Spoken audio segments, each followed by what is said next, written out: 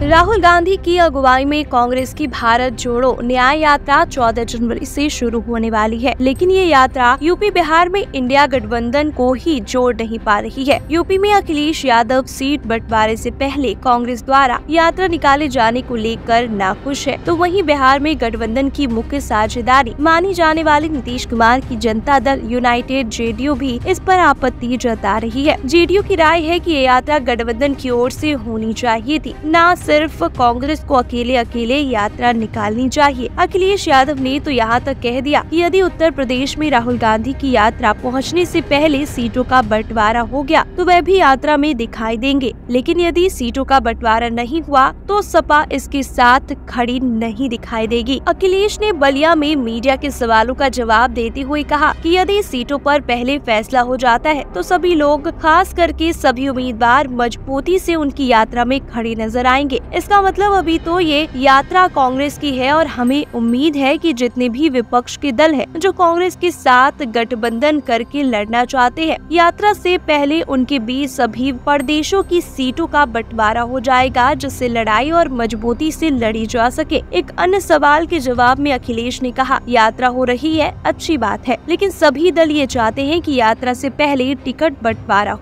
Seat बंटवारा हो जाए, और जब सीट बंटवारा हो जाएगा तो यात्रा में बहुत से लोग अपने आप सहयोग करने निकल पड़ेंगे। जो प्रत्याशी चुनाव लड़ने वाला होगा पूरी जिम्मेदारी से वहां खड़ा दिखाई देगा। अखिलेश यादव ने मायावती को इंडिया गठबंधन में शामिल किए जाने को लेकर बार बार लगाई जाने वाली अटकलों पर कहा कि बात भरोसे की है, कौन भरोसा दिलाएगा? यदि वो आती है तो उनके शामिल रहने का भरोसा कौन दिलाएगा? उधर बिहार के सीएम नीतीश कुमार और उनके साथ ही जेडीयू नेताओं ने भी आक्रामक रूप इख्तियार कर लिया है। पार्टी नेता केसी त्यागी ने कहा कि भारत जोड़ो न्याय यात्रा की योजना तैयार करने से पहले कांग्रेस को अपने सहयोगियों से परामर्श करना चाहिए था। उन्होंने ऐसा नहीं करने के लिए कांग्रेस की आलोचना की। उन्होंने टिप्पणी की, गठबंधन में सभी 28 विपक्षी दलों के वरिष्ठ नेताओं की भागीदारी के साथ भारत यात्रा की योजना बनाई जानी चाहिए थी। जेडीयू नेता पश्चिम बंगाल में ईडी अफसरों पर हमले को लेकर ममता बनर्जी